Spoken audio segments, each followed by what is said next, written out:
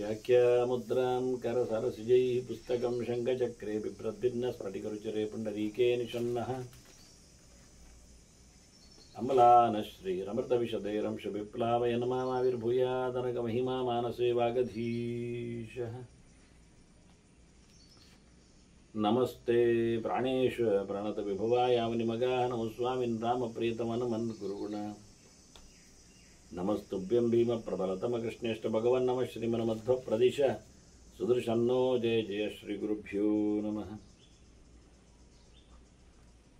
नारायणं सुरगुरुं जगदेकनाथं भक्तप्रियं सकललोकनमस्कृतं च त्रैगुण्यवर्जितमजं विभुमाद्यमीशं वन्दे भुवग्नम् अमरासुरसिद्धवन्द्यं नारायणं नमस्कृत्य नरं चैव नरोत्तमं देवीं सरस्वतीं व्यासं ततो जयमुदीरये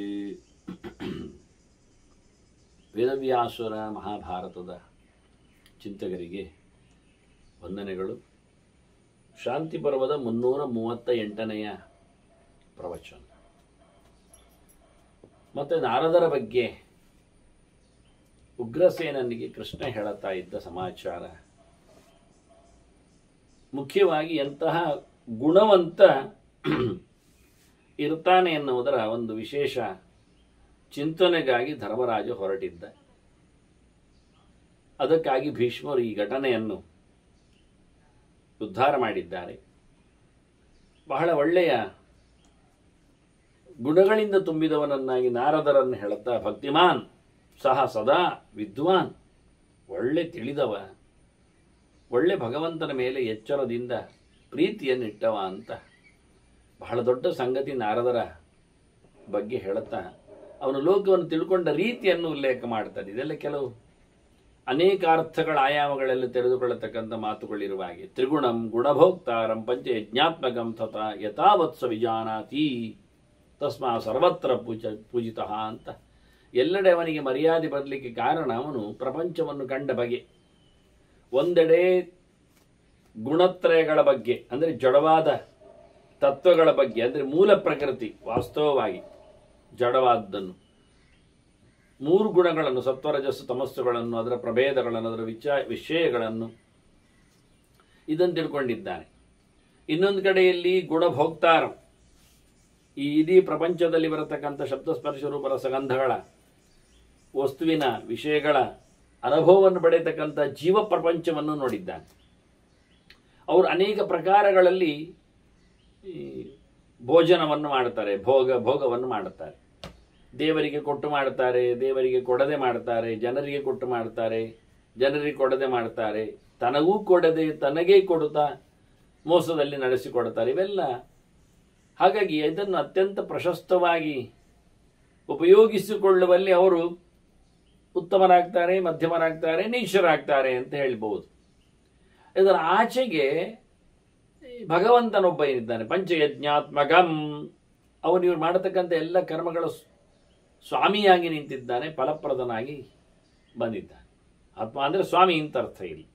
ಹಾಗಾಗಿ ಎಲ್ಲ ನಡೆಸತಕ್ಕಂತಹ ಕ್ರಿಯೆಗಳ ಅಧಿಪತಿಯಾಗಿ ನಿಂತ ಭಗವಂತ ಇವತ್ತು ಮೂರನ್ನು ನೋಡ್ತಾ ಇದ್ದಾನೆ. ದೇವರನ್ನು ನೋಡುತ್ತಾನೆ, ಜೀವರನ್ನು ನೋಡುತ್ತಾನೆ, ಜಡವನ್ನು ನೋಡುತ್ತಾನೆ, ಸರಿಕಟ್ಟಿನಲ್ಲಿ ತಿಳ್ಕೊಳ್ತಾನೆ. ಇದರಲ್ಲಿ ಒಂದನ್ನು ಒಂದರಾಗಲ್ಲ. ಜಡವೇ ದೇವರು ಅಂತ ತಿಳ್ಕೊಳ್ಳುವುದಿಲ್ಲ, ಈ ವಿಶ್ವವೇ ಭಗವಂತನೇ ರೂಪಾಂತರವನ್ನು ಪಡೆದಿದ್ದಾನೆ ಅಂತ ಹೇಳುವುದಿಲ್ಲ, ಈ ಜೀವರೆಲ್ಲ ದೇವರದ್ದೇ ರೂಪಗಳು ಅಂತ ಹೇಳುವುದಿಲ್ಲ, ಜೀವರು ಮತ್ತೆ ದೇವರಾಗ್ತಾನೆ ಅಂತ ಹೇಳುವುದಿಲ್ಲ.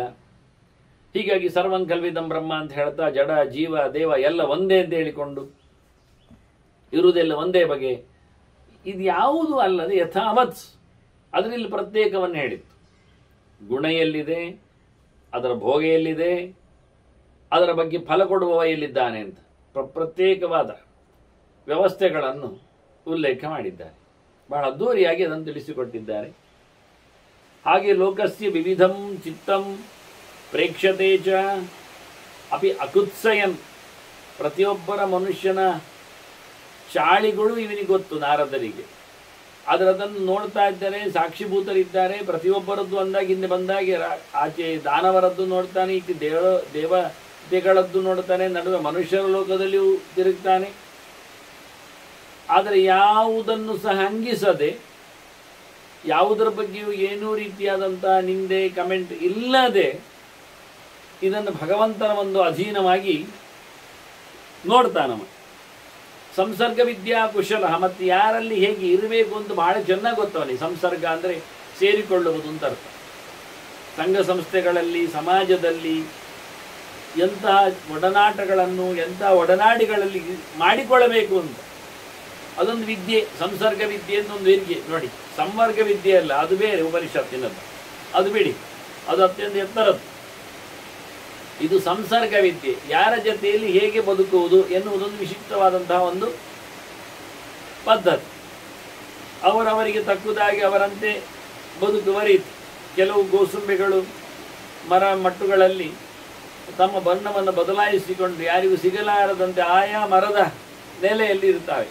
ಕೆಲವು ಹೂವಿನಂತೆ ಕಾಣುವ ಹುಳಗಳು ಇರ್ತವೆ, ಕೆಲವು ಎಲೆಯಂತೆ ಕಾಣತಕ್ಕಂಥ ಕೀಟಗಳು ಬರ್ತವೆ.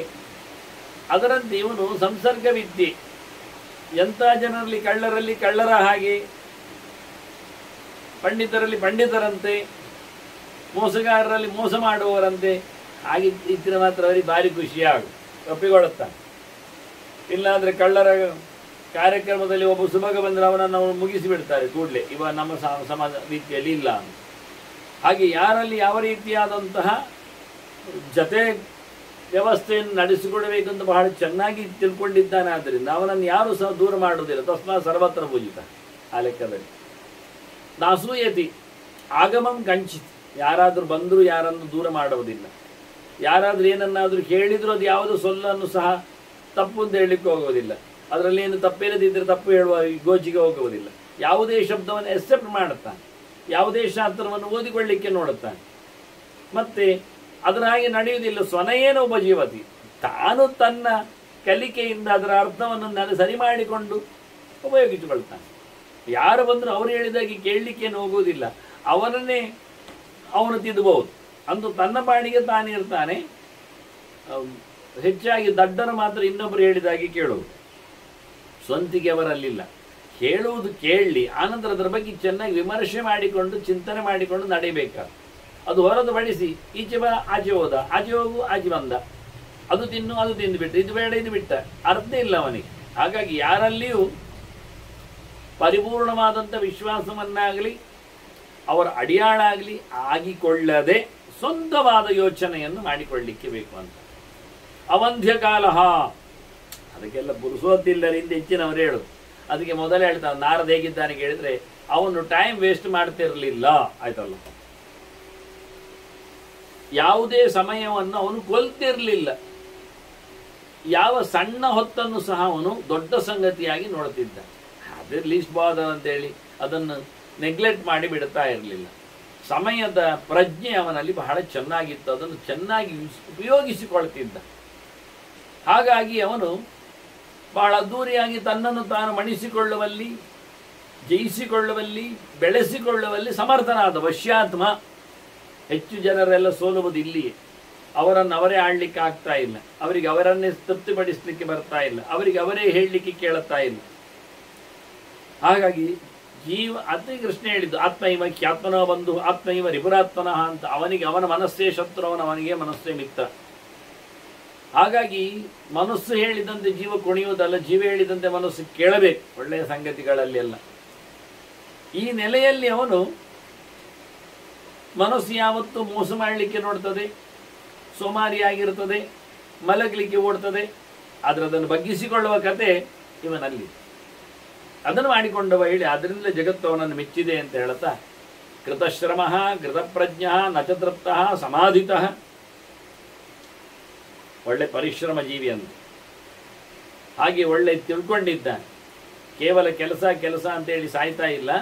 ಕೆಲಸದ ಬೆನ್ನೆ ಹಿಂದೆ ಜ್ಞಾನ ಸಂಪಾದನೆ ಉಂಟವನಲ್ಲಿ. ದೇವರ ಎಚ್ಚರ ಇದೆ, ದೇವರಿಗಾಗಿ ದುಡಿತಾನೆ. ಹಾಗಾಗಿ ಯಾವತ್ತೂ ಸಹ ದುಡಿತಾನೆ, ತಿರುಗ್ತಾನೆ ತಿಳ್ಕೊಳ್ಬೇಡಿ. ಬಹಳ ಸಮಯದಲ್ಲಿ ಧ್ಯಾನಾವಸ್ಥೆಯಲ್ಲಿ ಇರುತ್ತಾನೆ. ಅವನಿಗೆ ಧ್ಯಾನದಿಂದ ತೃಪ್ತಿಯೊಂದು ಬರಲಿಲ್ಲ. ಮನುಷ್ಯನಿಗೆ ಅತೃಪ್ತಿ ಇರ್ತದೆ ಕೇಳಿದರೆ ಇರ್ತದೆ. ಯಾವುದರಲ್ಲಿ ಅನ್ನೋದು ಮುಖ್ಯ. ಓದಿದ್ರಲ್ಲಿ ತೃಪ್ತಿ ಇಲ್ಲ ಹೇಳೋದು ಒಳ್ಳೆ ವಿಷಯ. ಊಟದಲ್ಲಿ ತೃಪ್ತಿ ಇಲ್ಲ ಹೇಳಿದರೆ ಅದು ಸ್ವಲ್ಪ ಒಳ್ಳೆ ವಿಷಯ ಅಲ್ಲ. ಹಾಗೆ ಮನುಷ್ಯನಿಗೆ ತೃಪ್ತಿ ಬೇಕು ಬೇಡ, ಇವನಿಗೆ ಭಗವಂತನ ಎಚ್ಚರದಿಂದ ತಾನು ಎಲ್ಲಿ ದೂರ ಹೋಗ್ತೇನೆ ಅಂತ ಹೇಳಿಕೊಂಡು, ಹಾಗಾಗಿ ಅದನ್ನು ಸಮಾಧಿ ಅವಸ್ಥೆಯಲ್ಲಿ, ಅಂದರೆ ಭಗವಂತ ಅವನನ್ನು ಆ ಸಮಂತಾಧೀಯತೆ ಅಂತ ಮನಸ್ಸಿನಲ್ಲಿ ಹಾಕಿಕೊಳ್ಳುತ್ತಿದ್ದ. ಸಂಪೂರ್ಣನಾದ ಭಗವತ್ ತತ್ವವನ್ನು ತಲೆಯಲ್ಲಿ ಹೊತ್ತುಕೊಳ್ಳುತ್ತಿದ್ದ. ಅದು ಎಷ್ಟು ಸಾಧ್ಯ ಉಂಟಷ್ಟು ಅವನಿಗೆ ಪೂರ್ಣ ತೃಪ್ತಿ ಆಗ್ತಿರಲಿಲ್ಲ. ಹಾಗಾಗಿ ನಿತ್ಯಯುಕ್ತ ಅಪ್ರಮತ್ತಷ್ಟ, ಯಾವಾಗಲೂ ಎಚ್ಚರ ಎಚ್ಚರ ಎಚ್ಚರ. ಕರ್ಮ ಕೃಷ್ಣ ಹೇಳ್ತಾನೆ ಅದು ಯೋಗ ಆಗಬೇಕು ಅಂತ. ಯೋಗ ಕರ್ಮ ಸುಕೌಶಲಂ ಅಂತ ಹೇಳ್ತಾ, ಒಳ್ಳೆ ಸ್ಕಿಲ್ನೆಸ್ ಇದ್ದ ಯೋಗ್ಯವಾದ ಕೆಲಸವನ್ನೇ ನಾನು ಯೋಗ ಅಂತೇನೆ ಹೇಳಿದ್ದ. ಆ ರೀತಿಯಾಗಿ ಇವನು ಯಾವತ್ತೂ ಸಹ ಯೋಗಿಯಾಗಿರ್ತಿದ್ದ. ಎಲ್ಲಿಯೂ ಅಪ್ಪಿತಪ್ಪಿ ಹೆಚ್ಚು ಕಡಿಮೆ ಆಯಿತು ಎನ್ನುವುದು ಅವನಿಗೆ ಬರ್ತಾನೇ ಇರಲಿಲ್ಲ. ಅಂತಹ ಎಚ್ಚರದ ವ್ಯವಸ್ಥೆ ಇವನಲ್ಲಿತ್ತು.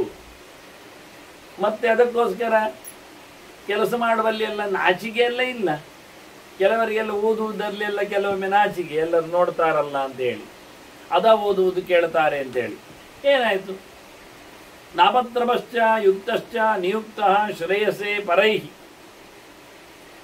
ಅವನಿಗೆ ಯಾರ ಕೆಲಸವನಿಗ ಜರಾಸಂಧನಲ್ಲಿ ಹೋಗಿದ್ದ ಕಂಸನ ಸಾವಿನ ಬಳಿಕ. ಜರಾಸಂಧ ಬಹಳ ಮನ್ನಣೆ ಮಾಡಿದ್ದ, ಎಲ್ಲರಿಗೂ ಮಾಡ್ತಾನವನು, ನಾರದರಿಗೆ ಜಾಸ್ತಿ ಮಾಡಿದ್ದ. ಕೇಳಿದ್ದ ಮತ್ತೆ, ನನಗೆ ಕೃಷ್ಣನಿಂದ ಅಪಚಾರ ಆಯಿತು, ಅಳಿಯ ಸಮೃತನಾಗಿದ್ದಾನೆ, ನನಗೆ ಇಲ್ಲಿಂದ ಎಷ್ಟು ದೂರ ಉಂಟು ಹೇಳಬೇಕು ನೀನು ಮಧುರೆ ಅಂತಾನೆ. 100 ಯೋಜನ ಉಂಟು ಹೇಳಿಬಿಟ್ಟೆ ಇವ.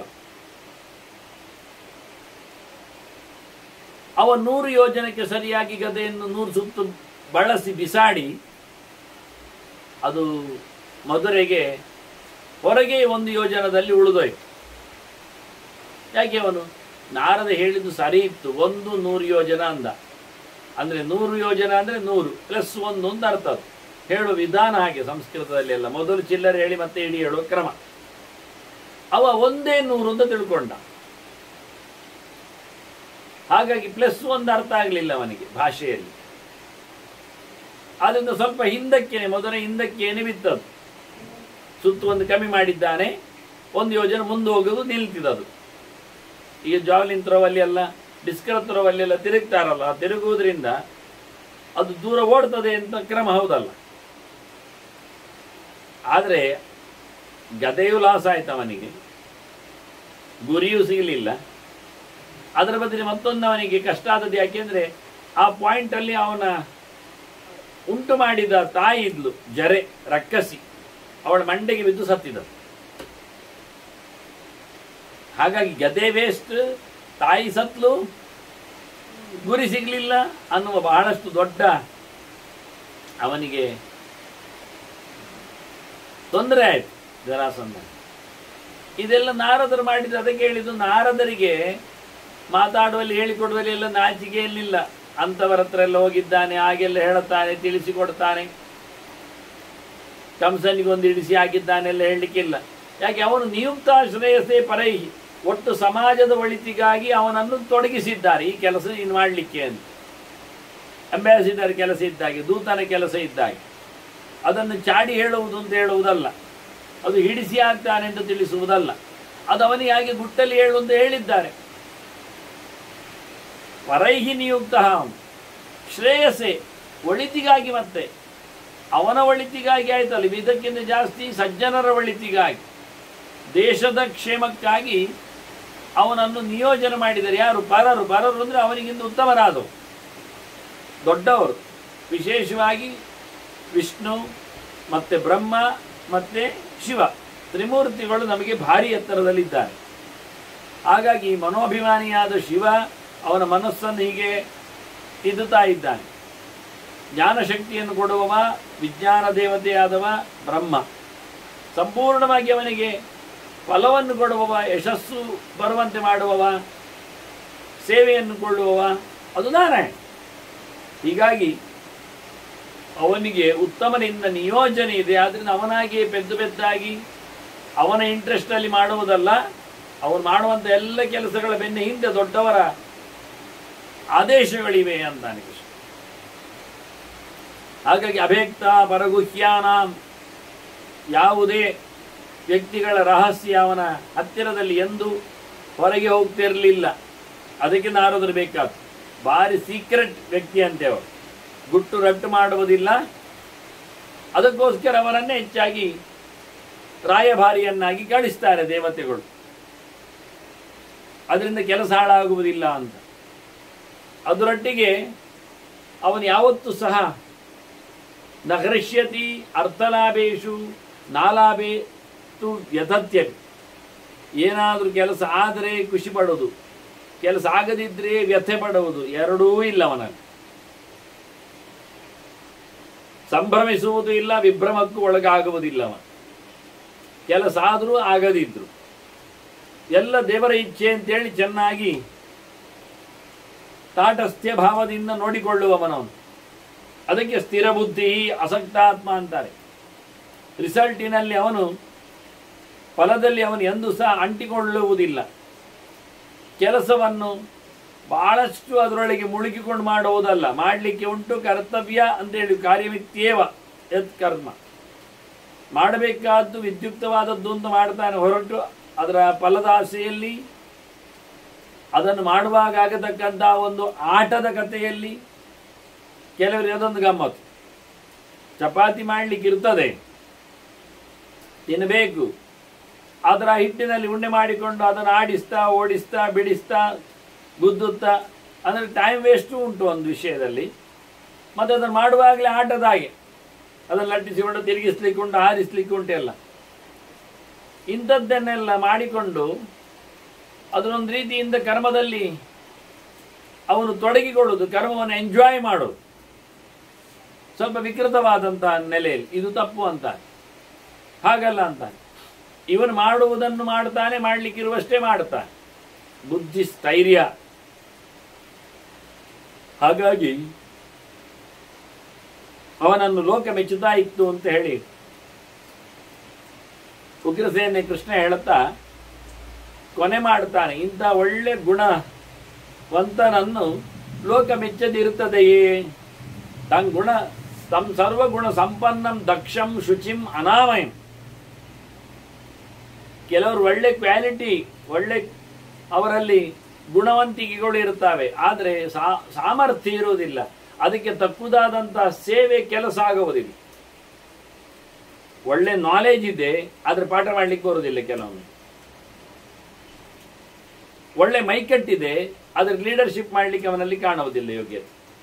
ಹೀಗೆ ಗುಣ ಇದ್ದ ತಕ್ಷಣ ಅವನು ಎಲ್ಲದರಲ್ಲಿ ಸಮರ್ಥ ಅಂತ ಹೇಳಲಿಕ್ಕೆ ಆಗುವುದಿಲ್ಲ. ನಾರದಾಗಲ್ಲ, ಗುಣಕ್ಕೆ ತಕ್ಕದಾಗಿ ಸಾಮರ್ಥ್ಯವಿತ್ತವನಲ್ಲಿ. ಕೆಲವರು ಸಾಮರ್ಥ್ಯ ವಿಶೇಷ ಇದ್ದ ನಂತರ ಅವರು ಶುದ್ಧರಾಗಿರೋದಿಲ್ಲ. ಮನಸ್ಸು ಹಾಳಿರ್ತದೆ, ಮಾತು ಗೊರಗೊರ ಇರ್ತದೆ, ಮೈಯಂತೂ ಪೂರಾ ಒರಟಾಗಿರ್ತದೆ, ಚೆಲುವು ಇಲ್ಲ. ಇವರಾಗಲ್ಲ, ಚಂದವಾದ, ಹಿಂದೆ ಹೇಳಿ ಆಯ್ತಲ್ಲ, ಒಳ್ಳೆ ಮನೆ, ಒಳ್ಳೆ ಬಟ್ಟೆ, ಒಳ್ಳೆ ಸಂಸ್ಕಾರ, ಒಳ್ಳೆ ಪರಿಸರ, ಹಾಗೆ ಶುಚಿರ್ಭೂತರಾಗಿದ್ದಾರೆ. ಶುಚಿ ಮಡಿವಂತಿಗೆಯನ್ನು ಕಾಪಾಡ್ತಾರೆ ಎಲ್ಲರ ಮೈ ಮೇಲೆ. ನಾರದರು ನೋಡಿ ಎಲ್ಲಿಯಾದ್ರೂ ಮೈ ಮುಟ್ಟಿ ಮಾತಾಡಿದ್ದುಂಟ ನೋಡಿ, ಅದೊಂದು ಹೇಸಿಗೆ ಸ್ವಭಾವ ಕೆಲವರದ್ದು. ಅದು ಕೊರೋನಾ ಬಂದ ನಂತರ ಕೆಲವರಿಗೆ ಸ್ವಲ್ಪ ಅರ್ಥ ಆಗಿತ್ತು, ಯಾರನ್ನು ಮುಟ್ಟಬಾರದು, ಮುಟ್ಟಿಸಿಕೊಳ್ಳಬಾರದು ಅಂತ. ಅದು ದೊಡ್ಡ ವೇದದ ಸಂಸ್ಕೃತಿ ವಾಸ್ತವವಾಗಿ. ಹಾಗಾಗಿ ನಾರದರನ್ನು ನೋಡಿ ಎಲ್ಲಿಯಾದ್ರೂ ಅಪ್ಪಿಕೊಂಡದ್ದು, ಕೈ ಹಿಡಿದುಕೊಂಡು ಹೋದದ್ದು, ಆಶ್ಲೇಷ ಆಲಿಂಗನ ಎಲ್ಲ ಮಾಡಿದ್ದು ಅದೆಲ್ಲ ಕಾಣುವುದೇ ಇಲ್ಲ. ನಾರದರು ಇದ್ರು, ದೂರದಲ್ಲಿ ಕೈ ಮುಗಿದ್ರು, ನಮಸ್ಕರಿಸಿದ್ರು, ಆಯ್ತು ಅಷ್ಟೇ. ಹಾಗೆ ಅತ್ಯಂತ ಶುಚಿರ್ಭೂತನಾದವ ಭಗವಂತನ ಎಚ್ಚರದಿಂದಾಗಿ ಅನಾಮಯ. ನಾರದರಿಗೆ ರೋಗ ಇಲ್ಲ ಅಂತೆ ನೋಡಿ, ಯಾವುದೇ ರೋಗ ಇಲ್ಲದ ಸುಸ್ಥಿತನಾದವ. ಹೀಗಾಗಿ ಜನರಿಗೆ ಭಾರಿ ಇಷ್ಟ. ಮತ್ತೆ ಕಾಲಜ್ಞಂ ಚ ಪ್ರಿಯಜ್ಞಂಚ, ಸಮಯಕ್ಕೆ ಸರಿಯಾಗಿ ಮಾತಾಡೋದ್ರಿಂದ ಸಮಯ ಗೊತ್ತವನಿಗೆ. ಕೆಲವರಿಗೆ 10 ನಿಮಿಷ ಇರುವುದು ಮಾತು ಕೇಳಲಿಕ್ಕೆ, ಅಲ್ಲಿ 1 ಗಂಟೆ ಮಾತಾಡಿದರೆ 10 ನಿಮಿಷದ್ದು ಉಪಯೋಗಕ್ಕೆ ಬರುವುದಿಲ್ಲ. ಆಗ ಅವನ ತಲೆ ಓಡಿಯಾಗಿರ್ತದೆ. ಅದೇ ಕೆಲವೊಮ್ಮೆ ಅರ್ಧ ಗಂಟೆ ಬೇಕಾಗಿರ್ತದೆ, 2 ನಿಮಿಷದಲ್ಲಿ ಬಾಯಿ ಮುಚ್ಚಿದ್ರೆ ಮತ್ತು 28 ನಿಮಿಷ ಮೌನವನ್ನು ಮಾಡೋದು ಬಹಳ ಕಷ್ಟ ಆಗ್ತದೆ. ಕಾಲಕ್ಕನುಗುಣವಾಗಿ ಜ್ಞಾನವುಳ್ಳವ, ಪ್ರಿಯತೆಯ ಬಗ್ಗೆ, ಪ್ರೀತಿಯ ಬಗ್ಗೆ, ವಿಶ್ವಾಸದ ಬಗ್ಗೆ ಚೆನ್ನಾಗಿ ಅರ್ಥ ಮಾಡಿಕೊಂಡವ ಇಂಥವನನ್ನು ಯಾರು ತಾನೇ ಪ್ರೀತಿಸುವುದಿಲ್ಲ. ಕಪ್ರಿಯಂ ನ ಕರಿಷ್ಯತಿ. ಇವನು ಯಾರಾದರೂ ಶತ್ರುಗಳಾಗ್ತಾರಾ, ವಿಪರೀತವನ್ನು ನಡೆಸ್ತಾರಾ? ಖಂಡಿತ ಇಲ್ಲ. ಒಳ್ಳೆ ಪ್ರಿಯವಾದಿ, ಪ್ರೀತಿ ಎಂದ್ರೇನು ಚೆನ್ನಾಗಿ ಅರ್ಥ ಮಾಡಿಕೊಂಡವ. ಹಾಗಾಗಿ ಇಂಥ ನಾರದರ ಬಗ್ಗೆ ಯಾರಿಗೂ ಬೇಸರ ಇಲ್ಲ, ಯಾರು ನಿಂದಿಸುವುದಿಲ್ಲ ಅಂತೇಳಿ ಸರ್ವತ್ರ ಪೂಜನೀಯನಾದ ನಾರದರ ಬಗ್ಗೆ ಉಗ್ರಸೇನನಿಗೆ ಅವನು ಕೇಳಿದ್ದ. ನನಗೆ ನಾರದರೇನೋ ಎಲ್ಲರೂ ಹೇಳಿ ಹೇಳಿ ಹೊಗಳಿ ಏನೋ ಒಳ್ಳೆಯವ ಅಂತ ಕಂಡಿದೆ, ಎಲ್ಲ ಗುಣ ಉಂಟು ಅಂತ ಕಾಣುತ್ತದೆ, ಎಂತಪ್ಪ ಮಾರಾಯ ಅಂತ ಕೇಳಿದ್ದಕ್ಕೆ ಹೌದಪ್ಪ ಅಂತ ಇವ ಹೇಳಿದ. ನಾರದರು ಒಳ್ಳೆ ಗುಣವಂತರು ಅಂತ. ಅದು ಧರ್ಮರಾಜಿಗೆ ಹೇಳಿದ್ದು ಯಾರಪ್ಪ ಗುಣವಂತರು ಅಂತ ಕೇಳಿದ್ದು. ಅದಕ್ಕೆ ಇವರಿಬ್ಬರ ಮಾತುಕತೆಯಲ್ಲಿ ನಾರದ ಅಂತ ಭೀಷ್ಮರು ತಿಳಿಸಿಕೊಡ್ತಾ ಇದ್ದಾರೆ. ಮುಂದೆ ಕಥೆ ಏನಾಯಿತು ಕೇಳಿದ್ರು. ಉಗ್ರಸೇನವನ ಮನೆಗೆ ಹೋದ ಕೃಷ್ಣ. ಅವನು ಸುಮ್ಮನೆ ಇದ್ದ. ಮತ್ತೆ ಅಂದ್ರೆ ಆ ದೃಷ್ಟಿಯಿಂದ ಕೃಷ್ಣನ ಮನೆಯಲ್ಲಿ ಆದ ಸಂಭಾಷಣೆ ಇದು. ಕೃಷ್ಣ ಎಂಥದೋ ಒಂದು ಆಗಿ ಹೋದ ಹಾಗೆ ಬೇಸರದಲ್ಲಿ ಇದ್ದಾನೆ. ಅಂದ್ರೆ ದೇವರಿಗೆಲ್ಲ ಬೇಸರ ಇಲ್ಲ, ಆದರೂ ನಾಟಕ ಮಾಡುವುದುಂಟಲ್ಲ, ವೇದವ್ಯಾಸರಾಗಿ ಮಾಡಿದ್ದಾರೆ. ಹೊತ್ತಗೆಗಳನ್ನೆಲ್ಲ ಕೊಟ್ಟು ಬಿಟ್ಟರು ಮತ್ತೆ ಪುನಃ ಬೇಸರ ಪಟ್ಟಾಗಿ ಕೂತಿದ್ದಾರೆ. ಆಗಲ್ಲಿ ನಾರದರು ಬಂದರು. ಏನು ಬೇಸರೇ, ಮೋರೆಯಲ್ಲಿ ಬೇಸರ ಕಾಣ್ತದಲ್ಲ ಅಂತ ನೋಡಿ ಬೇಸರ ಕಾಣಿಸಿದ್ದಾರೆ ಅವರು. ಎಂತ ಇಲ್ಲ, ಎಲ್ಲ ಕೊಟ್ಟಿದ್ದೇನಾದ್ರೆ ಜನ ಯಾಕೆ ಓದುವುದಿಲ್ಲ ಅಂತ ಬೇಸರ ಅಂದು. ಅದು ಜನರಿಗೆ ಎಂತ ಗೊತ್ತುಂಟ, ಅಲ್ಲಲ್ಲಿ ಕೊಟ್ಟದ್ದಕ್ಕೆ ಅವರಿಗೆ ಹುಡುಕಿ ತೆಗಿಲಿಕ್ಕೆ ಭಾರಿ ಕಷ್ಟ ಆಗ್ತದೆ. ನೀವು ಒಂದೇ ಕಡೆ ಮಾಡಿಕೊಡಿ ಒಮ್ಮೆ ಕೃಷ್ಣನ ಚರಿತ್ರೆಯನ್ನು, ಆಯಿತು ಅಂತೇಳಿ ಭಾಗವತ ಕೊಟ್ಟರು ಅಂತ ಕತೆ. ಅದು ವೇದವ್ಯಾಸರಿಗೆ ನಾರದರು ಹೇಳಿ ಭಾಗವತ ಬರಬೇಕು ಅಂತಿಲ್ಲ. ಆದರೆ 18 ಆಗಬೇಕಲ್ಲ ಗ್ರಂಥ. ಆದರೆ ನಾರದರಿಗೊಂದು ಕ್ರೆಡಿಟ್, ಭಾಗವತ ಬರುವಲ್ಲಿ ನಾರದರಿದ್ರು ಅಂತ ಗೊತ್ತಾಗಲಿ ಅಂತ ಅಷ್ಟೇ. ಹಾಗೆ ಇಲ್ಲಿ ಸಹ ಕೃಷ್ಣ ಬೇಸರ ಪಟ್ಟಂತೆ ಕೂತಿದ್ದಾನೆ. ನಾರದರು ಬಂದಿದ್ದಾರೆ. ಉಪಚಾರ ಎಲ್ಲ ಮಾಡಿದ ಕೃಷ್ಣ, ಆದರೆ ಒಂಥರ ಬೇಸರದಲ್ಲೇ ಮಾಡಿದ್ದಾನೆ. ನಾರದರು ಗಮನಿಸಿ ಕೇಳ್ತಾರೆ, ಎಂಥದ್ದು ಮಾರಾಯರೇ, ಎಂತ ಬೇಸರ ಕಾಣ್ತಾ ಉಂಟಲ್ಲ ಮೋರೆಯಲ್ಲಿ ಅಂತ. ಹೌದು, ಒಂದು ಸಂಗತಿ ಉಂಟು ನನ್ನಲ್ಲಿ, ಅದು ಸ್ವಲ್ಪ ಕಾಂಪ್ಲಿಕೇಟೆಡ್, ಅದು ಎಲ್ಲರಿಗೆಲ್ಲ ಹೇಳಲಿಕ್ಕೆ ಬರುವುದಿಲ್ಲ. ಯಾಕೆಂದರೆ ಎಲ್ಲರೂ ಸರಿ ಇರುವುದಿಲ್ಲ. ನನ್ನ ಸಬ್ಜೆಕ್ಟ್ ಹೇಳಿದರೆ ಕೆಲವರು ಒಳಗೆ ಕೇಳಿಕೊಂಡ ನಂತರ ಹದಗುಟ್ಟಿದ್ರೆ ಹಾಗೆ ಆಗಬೇಕು. ಸುಮಾರು ದಿನದಿಂದ ಆರ್ತಾ ಇದ್ದಾನೆ, ಈಗ ಅವನಿಗೆ ಒಳ್ಳೆ ಮಂಡೆ ಮಾರಿ ಆಗಿದೆ, ಚೆನ್ನಾಗಿ ನಾವೇ ವಿಷಯ ಹೇಳಿಕೊಡೋದು, ಅವರು ನಮಗೇ ಉಗುಳುದು. ಆದ್ರಿಂದ ನನಗೆ ಯಾರ ಹತ್ರ ಸಂಕಟ ಹೇಳೋದು ಗೊತ್ತಾಗ್ತಾ ಇಲ್ಲ. ನನ್ನ ಸಂಕಟವನ್ನು ಹೇಳಿಕೊಳ್ಳಿಕ್ಕೆ, ಅದಕ್ಕೆ ಸರಿಯಾದಂತಹ ಪರಿಹಾರವನ್ನು ಕೇಳಿಕೊಳ್ಳಿಕ್ಕೆ ನನಗೆ ಯಾರು ಬೇಕು? ಕೆಲವೊಮ್ಮೆ ಪ್ರಶ್ನೆ ಕೇಳಲಿಕ್ಕೆ ಹೋಗುವುದುಂಟು ಕೆಲವರು. ಆಗ ಯಾರ ಹತ್ರ ಹೋಗುವುದು ಅವರಿಗೆ ಕಸಿವಿಸಿ ಆಗ್ತದೆ. ಯಾಕೆಂದರೆ ಹೆಚ್ಚಿನವರೆಲ್ಲ ಅವನಿಗೆ ಗೊತ್ತಿದ್ದವರೇ ಇರ್ತಾರೆ. ಇವತ್ತಿನ ಸ್ಥಿತಿಗತಿಯ ಬಗ್ಗೆ ಅವರು ಲೇವಡಿ ಮಾಡಿಕೊಂಡು ಮತ್ತೆ ಅದಕ್ಕೆ ಬೇಡದಿದ್ದ ಪರಿಹಾರವನ್ನು ಹೇಳಿ ಶುರು ಮಾಡ್ತಾರೆ. ಸಾಮಾನ್ಯ ಅನ್ನೋನ್ ಜ್ಯೋತಿಷ್ಯ ಆದರೆ ಅವನು ಒಂದು ಪ್ರಶ್ನೆಯ ಮೇಲೆ ಇಲ್ಲ ಜಾತಕದ ಮೇಲೆ ಸರಿಯಾಗಿ ಸ್ಟಡಿ ಮಾಡಿ ಹೇಳಿದರೆ ಅದು ನಿಜವಾಗಿ ಸತ್ಯ. ಅದು ಹೊರತುಪಡಿಸಿ ಅವರ ಒಂದನೇ ಲಕ್ಷಣ ಊಹಾ ಬೋಹ ಬಟಹೂ ಅಂತ ಹೇಳಿಕೊಂಡು ಅದನ್ನೇ ಗಟ್ಟಿ ಮಾಡಿದವರು ಎಂತ ಇರಬಹುದು ನೋಡಿ. ವೈದ್ಯರ ಹತ್ತಿರ ಒಬ್ಬ ಬಂದರೆ ವೈದ್ಯನಿಗೇನು ಪ್ರಶ್ನೆ ಇಡಬೇಕಾ ಯಾರು ಬಂದದ್ದು ಅಂತ? ಏನು ಪ್ರಶ್ನೆ ಇಡಬೇಕಾಗಿಲ್ಲ, ಗ್ಯಾರಂಟಿ ಅವನು ಊಹೆ ಮಾಡಿದ್ದಾನೆ. ಎಂಥದ್ದು, ನನ್ನ ಬಳಿ ಬರಬೇಕಾದ್ರೆ ಅವನು ರೋಗಿ ಇರಬೇಕು ಅಂತ. ರೋಗಿ ಅಲ್ಲದವ ಅಲ್ಲ. ಇನ್ನೇನಾದರೂ ಸರಿ ನೋಡ್ತಾನೆ, ಏನಾದರೂ ದಪ್ಪನೆ ಏನಾದರೂ ಫೈಲು ಮತ್ತೊಂದು ಅಂದರೆ ಅದೆಂಥದ್ದು ಸೈನಿಗೋ ಅಥವಾ ಡೊನೇಷನ್ನಿಗೋ ಅಥವಾ ಕಾರ್ಯಕ್ರಮಕ್ಕೆ ಕರೀಲಿಕ್ಕೂ ಬಂದಿರಬೇಕು ಅಂತ ಹೇಳಿ ಅದು ಊಹೆ. ಅದು ಮತ್ತೆ ಹಾಗೆ ಪ್ರಶ್ನೆಯವರಲ್ಲಿ ಬಂದರೆ ಸುಮ್ಮನೆ ಬರ್ತಾನೆ ಬರುವವ, ಏನೋ ಅವನ ಸಮಸ್ಯೆಯಲ್ಲಿ ಬರ್ತಾನೆ. ಹಾಗಾಗಿ ಬಂದ ತಕ್ಷಣವೇ ಅವನಿಗೆ ಇವರು ಅವನನ್ನು ಬೀಳಿಸಿ ಬಿಡ್ತಾರೆ. ನಿಮಗೆ ಒಂದು ದೊಡ್ಡ ಸಮಸ್ಯೆ ಬಂದಿದೆಯಲ್ಲ ಅಂತಾರೆ. ಅದೇ ಗೊತ್ತಾಯ್ತು ನಿಮಗೆ, ಮತ್ತೆ ದೊಡ್ಡದಲ್ಲೇ ಮತ್ತೆ ಸಣ್ಣ ಸಮಸ್ಯೆ ಎಲ್ಲ ಬರ್ತಾನ ಅಲ್ಲಿಗೆ. ಹಿಂದೆಲ್ಲ ಮನೆಯಲ್ಲಿ ಅವರವರ ಪ್ರಶ್ನೆ ನೋಡುವುದೊಂದಿತ್ತು, ನಿಮಗೆ ಹೇಳಿಕೊಡುತ್ತೇನೆ. ಅದೆಂತ ಹೇಳಿ ಸಣ್ಣ ಸಣ್ಣ ಪುಟ್ಟ ಅವರ ಸಮಸ್ಯೆಗಳಿಗೆಲ್ಲ ಉತ್ತರವನ್ನು ಹುಡುಕ್ಲಿಕ್ಕೆ ಅವರೇ ಒಂದಿಷ್ಟು ಅಕ್ಕಿ ತರುವುದು ಡಬ್ಬಿಯಲ್ಲಿ. ಆ ಅಕ್ಕಿಯನ್ನು ಒಂದು ತಟ್ಟೆ ಹಾಕೊಳ್ಳುವುದು, ಅದರಲ್ಲಿ ಮತ್ತೆ ಒಂದಿಷ್ಟು ದೇವರ ನೆನೆಸಿಕೊಂಡು ಅದನ್ನು ಕಾಳನ್ನು ತೆಗೆಯುವುದು. ಅದು ಅವ್ರು ಮೊದಲೇ ಲೆಕ್ಕ ಹಾಕಿಕೊಂಡಿರ್ತಾರೆ. ಕಾಳು ತೆಗೆಯುವಾಗ ಎಂದಾದ್ರೆ ಅರ್ಧ ಬಂದ್ರು ತುಂಡು ಬಂದ್ರು ಅದು ನಮಗೆ ಲೆಕ್ಕದಲ್ಲಿ 1, 2 ಅಂತ ಲೆಕ್ಕ ಅಂತ ಹಾಗೊಂದು ಹೇಳಿಕೊಳ್ಳಬೇಕು. ಇಲ್ಲಾದ್ರೆ ಮತ್ತೆ ಪುನಃ ನಮ್ದು ಸಿಕ್ಕಿ ಬೀಳ್ತದೆ. ಅದರ ವಿಸು ಎಲ್ಲ ನೋಡಿಕೊಂಡ ನಂತರವೇ ಹಾಗೆ ಮೆಲ್ಲಕ್ಕೆ ಒಂದಿಷ್ಟು ಕಾಳು ತೆಗಿತಾರೆ. ಆ ಕಾಳು ನೋಡ್ತಾರೆ, ಕಾಳು ಲೆಕ್ಕ ಹಾಕ್ತಾರೆ. ಕಾಳು ಲೆಕ್ಕ ಹಾಕಿ ಅದರಲ್ಲಿ 2, 4, 6, 8 ಅಂತ ಜೋಡಿ ಮಾಡಿ ಎಲ್ಲಿಯಾದ್ರೂ ಒಂದು ಎಕ್ಸ್ಟ್ರಾ ಉಳಿದ್ರೆ ಅವರಿಗೆ ಬಾರಿ ಅದು ಖುಷಿ. ಅಂದ್ರೆ ಮುಗುಳಿ ಉಳಿದ್ರೆ ಶುಭ ಸಂಕೇತ ಅಂತ ಅರ್ಥ. 2 ಜೋಡಿಯಾಗಿ ಖಾಲಿಯಾಗಿ ಬಿಟ್ರೆ ಅದು ಬೆಸ ಸಂಖ್ಯೆ ಅಲ್ಲ, ಆದರೆ ಸಮ ಸಂಖ್ಯೆ ಆದರೆ ಅವರಿಗೆ ಸ್ವಲ್ಪ ಅವ್ರು ಯೋಚನೆ ಮಾಡಿಕೊಂಡ ಕೆಲಸದಲ್ಲಿ ಸರಿ ಇಲ್ಲ ಅಂತ ಅರ್ಥ. ಆಗ ಅವರೇ ಮನಸ್ಸಿನಲ್ಲಿ ಯೋಚನೆ ಮಾಡ್ತಾರೆ, ಮತ್ತೆ ಅದನ್ನು ಸರಿ ಮಾಡಲಿಕ್ಕೆ ನಾನು ಒಂದಿಷ್ಟು ಪಂಚಗಜ್ಜಾಯ ಸೇವೆ ಅಂತ ಮಾಡುವನ ಹೇಗೆ ಅಂತ. ಮತ್ತೊಮ್ಮೆ ಕಾಳಿಕ್ಕಿ ನೋಡ್ತಾರೆ, ಅದರಲ್ಲಿ ಮುಗುಳಿ ಬಂದರೆ ಅಂದರೆ ಬೆಸ ಬಂದರೆ ಸಂಖ್ಯೆ 1 ಉಳಿದ್ರೆ ಭಾರಿ ಖುಷಿ ಆಗ್ತದೆ. ಮತ್ತೆ ಆ ಹರಕೆಯನ್ನು ಹಾಕಿ ತಮ್ಮ ಸಮಸ್ಯೆಯನ್ನು ತಾವೇ ಪರಿಹರಿಸಿಕೊಳ್ಳುತ್ತಾರೆ. ಇದು ಅವರವರೇ ನೋಡಿಕೊಳ್ಳಿ. ಎಂಥ ವಿಷಯ ಅಂತ ಯಾರಿಗೆ ಗೊತ್ತಿಲ್ಲ, ಈಗ ಯಾರಿಗೆ ಹೇಳಲೇ ಇಲ್ಲ ಅವರು. ಪ್ರಶ್ನೆ ಆಯಿತು, ಉತ್ತರವಾಯಿತು. ಹಾಗೆ ಜ್ಯೋತಿಷಿ ಹತ್ರ ಹೋದ್ರೆ ಮತ್ತೆ ಹೇಳಬೇಕಾಗ್ತದೆ, ಕೆಲವೊಮ್ಮೆ ಅವನಿಗೆ ಹೇಳದಿದ್ರೆ ಕ್ಲೂ ಕೊಡಬೇಕಾಗ್ತದೆ. ಅವ ಎಂಥದೋ ಶುರು ಮಾಡ್ತಾನೆ. ಮತ್ತೆ ಇದೆಲ್ಲ ಗಲಾಟೆ ಬೇಡ ಅಂತ ಹೇಳಿಕೊಂಡು ಹೀಗೆಲ್ಲ ಮಾಡಿಕೊಳ್ಳುವುದುಂಟು. ಅದನ್ನು ಕೃಷ್ಣನಲ್ಲಿ ಬಂದು ಕೇಳಿದಾಗ ಕೃಷ್ಣ ಹೇಳುತ್ತಾನೆ, ಮಾರಾಯ ಎಂಥದೋ ಒಳಗಿನ ದುಗುಡ ಹೇಳಿಕೊಳ್ಳಿಕ್ಕೆ ಬರುವುದಿಲ್ಲ. ಕೇಳಿಕೊಳ್ಳುವ ಹೇಗಿರಬೇಕು ಕೇಳಿದರೆ, ಅಪಂಡಿತೋ ವಾಪಿ ಸುಹೃತ್. ಒಬ್ಬ ಒಳ್ಳೆ ಗೆಳೆಯ ಇದ್ದಾನೆ, ಆದರೆ ಅವನು ಬುದ್ಧಿವಂತ ಅಲ್ಲ. ಎಂತ ಹೇಗೆ ಹೇಳುವ, ನನ್ನ ಗೆಳೆಯ ಇದ್ದಾನೆ, ದೋಸ್ತಿ, ಆದರೆ ದೋಸ್ತಿಗೆ ಹೇಳಲಿಕ್ಕೆ ಆಗುವುದಿಲ್ಲ. ಯಾಕೆಂದರೆ ಅವನಿಗೆ ಬುದ್ಧಿ ಸಮ ಇಲ್ಲ, ಬುದ್ಧಿವಂತ ಅಲ್ಲ. ಹೇಳಿ ಏನು ಪ್ರಯೋಜನ ಇಲ್ಲ ಅವನಿಗೆ. ಹೌದಾ ಹೌದಾ ಅಂತಾನೆ, ಅವನಿಗೂ ತಲೆ ಬಿಸಿ ಆಗಿ ಶುರು ಆಗ್ತದೆ.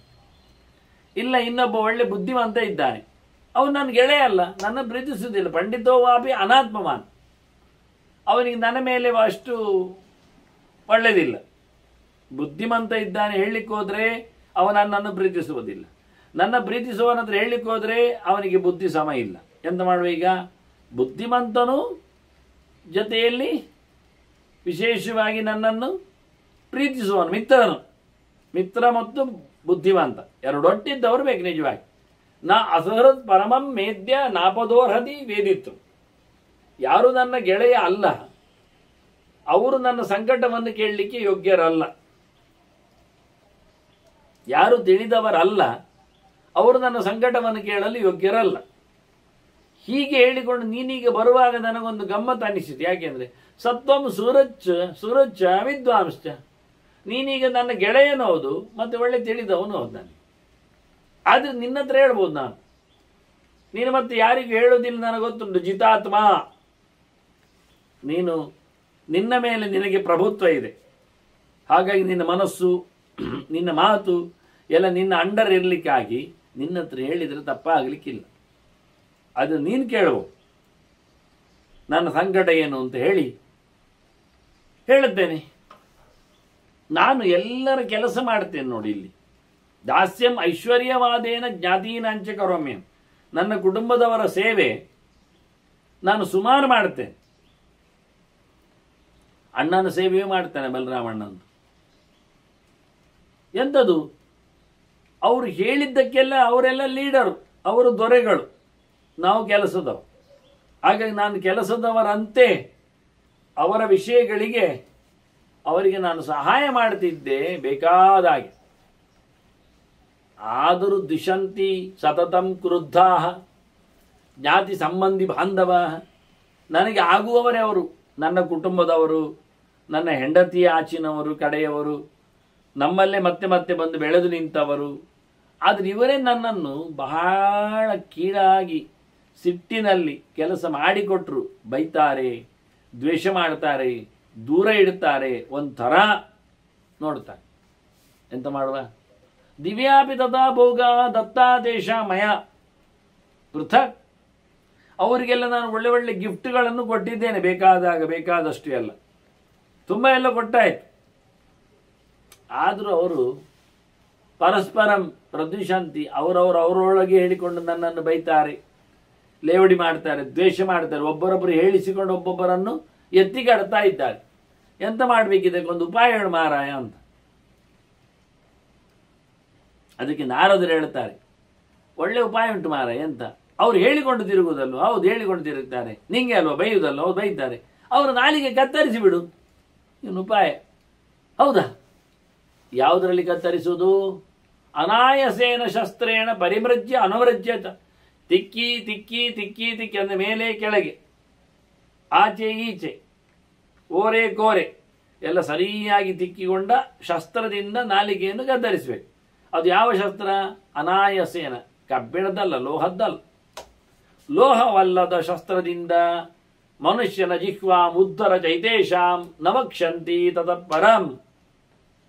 ನಿನಗಾಗದವರ, ನಿನ್ನ ಮೇಲೆ ಏನು ಹೇಳಿಕೊಂಡು ತಿರುಗುವವರ ನಾಲಿಗೆಯನ್ನು ಕತ್ತರಿಸಿ ಬಿಡು, ತೆಗೆದುಹಾಕಿ ಬಿಡು, ತುಂಡರಿಸಿ ಬಿಡು. ಮತ್ತೆಂದೂ ಸಹ ನಿನಗೆ ಅವರು ಯಾವುದೇ ರೀತಿಯಾದಂತಹ ಅಪಸ್ವರವನ್ನು ಎತ್ತಲಿಕ್ಕಿಲ್ಲ ಅಂತ.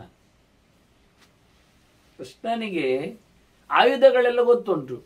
ಇದೆಂಥದ್ದು ಮಾರಾಯ, ಕಬ್ಬಿಣ ಅಲ್ಲದ್ದು ಒಂದು ಹೇಳ್ತೀಯಲ್ಲ ಮಾರಾಯ ಶಾಸ್ತ್ರ, ಅದೆಂಥದ್ದು ಮಾರಾಯ ಅಂತ ನಾರದರ ಹತ್ರವೇ ಕೇಳ್ತಾನೆ.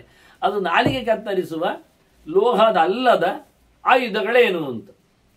ಅದಕ್ಕೆ ನಾರದರು ಹೇಳ್ತಾರೆ, ಯಬಾ ಗೋ ಹಿರಣ್ಯಂಚ ವಾಸಾಂಸಿ ರತ್ನಾದ್ಯಂ ಯದ್ದನಂ ಬಹು ಆಸ್ಯೆ ಪ್ರಕ್ಷಿಪ ಚೈತಾಶ ಶಸ್ತ್ರಮೇಧದ ನಾಯಸ್. ನೀನೇನು ಮಾಡಬೇಕು ಕೇಳಿದ್ರೆ, ಧನ ಸಂಪತ್ತೆಲ್ಲ ಉಂಟಲ್ಲ, ಗೋ ಸಂಪತ್ತು, ಅದು ದೊಡ್ಡ ವಿಷಯ. ಅವರಿಗೆ ಧನವನ್ನು ಕೊಟ್ಟುಬಿಡು. ಇವ ಹೇಳುವಾಗ ನಾರದ ಹೇಳ್ತಾನೆ ಅವರ ಬಾಯಿಗೆ ಹಾಕು ಅಂತ. ಅವರ ಬಾಯಿಗೆ ಹಾಕು ಅಂದರೆ ಅವರ ಬಾಯಿಗೆ ಬೀಳುವಾಗೆ ಹಾಕಲಿಕ್ಕೆ. ದನ ಕೊಟ್ಟು ಬಿಟ್ಟರೆ ದನದಿಂದ ಹಾಲು ಕರೀತಾರೆ, ಹಾಲನ್ನು ಬಾಯಿಗೆ ಹಾಕೊಳ್ತಾರೆ.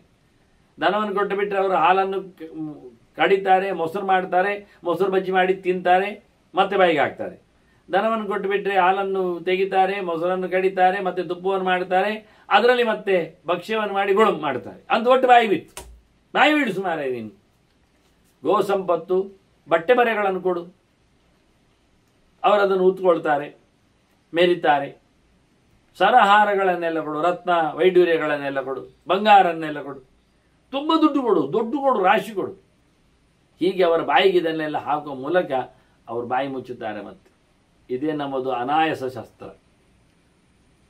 ಯಪ್ಪನ್ ಕಾಣುವುದೇ ಇಲ್ಲ ಯಾರಿಗೂ. ಈ ರೀತಿ ಮಾಡಿದ್ರೆ ಸುಹೃದ ಸಂಬಂಧಿ ಮಿತ್ರಾಣಾಂ ಗುರುಣಾಂ ಸ್ವಜನಸ್ಯ ಚ, ನಿನ್ನ ಮಿತ್ರರಿಗೆ, ಮಿತ್ರರು ಅಂತ ಹೇಳಿಕೊಂಡು ತಿರುಗುವವರಿಗೆ ಸಹಾಯ ಮಾಡುವುದಿಲ್ಲ. ಕೆಲವರು ಸಹಾಯಕ್ಕೆ ಬರ್ತಾರೆ, ಕೆಲವರು ಸಹಾಯಕ್ಕೆ ಹೇಳುತ್ತಾರೆ, ತೊಂದರೆ ತೋರಿಸ್ತಾರೆ, ಮತ್ತೆ ಬರುವುದಿಲ್ಲ, ಮತ್ತೆ ನೀನೇ ನೋಡಿ ಹೋಗ್ತಾರೆ. ಮತ್ತೆ ಕೆಲವರು ನಮ್ಮದು ಸಂಬಂಧಿಗಳಿದ್ದಾರಲ್ಲ, ಬೇಕಾದಾಗ ಒಳ್ಳೆ ಬಂಧನ, ಬೇಡದಿದ್ದಾಗ ಗೊತ್ತೇ ಇಲ್ಲ ಅವರಿಗೆ ಸಂಬಂಧ, ಮತ್ತೆ ಇಲ್ಲ, ಅದೆಲ್ಲ ಬಂದು ಹೋಗ್ತದೆ ಅಂತಾರೆ. ಮತ್ತೆ ಬಾಂಧವ್ಯಗಳೆಲ್ಲ ಬಂದು ಹೋಗುವವುಗಳು, ನಿತ್ಯ ಇರುವವುಗಳಲ್ಲ ಅವರಿಗೆ. ಮತ್ತೆ ಗುರುಗಳದ್ದು, ಗುರು ಹಿರಿಯರದ್ದು, ದೊಡ್ಡವರದ್ದು, ತನ್ನ ಜನದ್ದು, ತನ್ನ ಹೆಂಡತಿ ಜನದ್ದು, ಎಲ್ಲರದ್ದು ಒಂದು ದೃಷ್ಟಿಯಿಂದ. ಯಾರದ್ದಾಗಲೂ ಬಾಯಿ ಮುಚ್ಚಲಿಕ್ಕೆ ಉಪಕಾರ ಇಷ್ಟೇ, ಒಂದಿಷ್ಟು ಸಂಪತ್ತನ್ನು ಅವರಿಗೆ ಚೆಲ್ಲುವುದು. ಹೀಗೆ ಮಾಡಿದರೆ ಅವರು ಬಾಯಿ ಮುಚ್ಚುತ್ತಾರೆ, ಮತ್ತೆ ಬಾಯಿ ತೆಗಿತಾರೆ, ಮತ್ತೆ ಪುನಃ ಚಿಂದಿ ಪುನಃ ಮತ್ತೆ ಪುನಃ ಅವರ ನಾಲಿಗೆಗೆ ನೀನು ದುಡ್ಡು ಹಾಕ್ತಾ ಇರು, ಮತ್ತೆ ಮಾತಾಡೋದು ನಿಲ್ಲಿಸ್ತಾನೆ. ಹೀಗೆ ತವ ಐಶ್ವರ್ಯ ಪ್ರಧಾನಾನಿ ಶ್ಲಾಘ್ಯಮೇಷಾಂ ವಚಾಂಸಿನಃ. ಇನ್ನು ಮುಂದಕ್ಕೆ ಅವರು ನಿನಗೆ ಹೊಗಳಲಿಕ್ಕೆ ಶುರು ಮಾಡ್ತಾರೆ. ಇಷ್ಟರವರೆಗೆ ಅವರು ದ್ವೇಷ ಮಾಡ್ತಿದ್ದವರು ನಿಮ್ಮ ಸಂಪತ್ತು ಕೊಟ್ಟದ್ದು ನೋಡಿ ಇದೊಂದು ರೀತಿಯಿಂದ ಲಂಚ, ಎಂಚ. ಹಾಗಾಗಿ ಅವರು ಮುಂದೆ ನಿಮಗೇನು ಮಾತಾಡೋದಿಲ್ಲ. ಅವರು ನಿನ್ನನೀಗ ಪ್ರೈಸ್ ಮಾಡ್ತಾ ಇದ್ದಾರೆ. ಒಂದು ಸರ್ತಿ ಅವರು ಎಲ್ಲರೂ ನಿನ್ನನ್ನು ಹೊಗಳಿಬಿಟ್ರ ಮತ್ತೆ ಅವರಿಗೆ ಪಕ್ಕ ತೆಗೊಳ್ಳಿಕ್ಕೆ ಆಗುವುದಿಲ್ಲ, ತಪ್ಪಿಲ್ಲದೆ ಹೇಳಲಿಕ್ಕೆ ಬರುವುದಿಲ್ಲ. ಮತ್ತೆ ನೀನು ದುಡ್ಡು ಕೊಡ್ತಾ ಇರೋದ್ರಿಂದ ಅವರು ಮತ್ತೆ ರೈಸ್ ಮಾಡ್ತಾನೆ ಇರ್ತಾರೆ. ಹೊಗಳುವುದರಲ್ಲಿ ಒಂದೊಂದೇ ಗೆರೆ ಹೆಚ್ಚು ಸೇರಿಸ್ತಾ ಇರ್ತಾರೆ. ಇಷ್ಟರವರೆಗೆ ಇಂದ್ರನಂತೆ ಹೇಳ್ತಾ ಇದ್ದವರು ಮತ್ತೆ ರುದ್ರನಂತೆ ಶುರು ಮಾಡ್ತಾರೆ, ಮತ್ತೆ ಬ್ರಹ್ಮನಂತೆ ಹೇಳ್ತಾರೆ, ಕೊನೆಗೆ ದೇವರಂತೆ ಎಂದು ದೊಡ್ಡ ಸಂಗತಿಯವರೆಗೆ ಬರ್ತಾರೆ. ಮನುಷ್ಯರ ಕತೆ ಹಾಗೆ ಅಲ್ಲ. ಜಾಸ್ತಿ ಹೊಗಳುವುದು ಅಂದ್ರೆ ಅದನ್ನೇ 4 ಸರ್ತಿ ಹೇಳೋದು.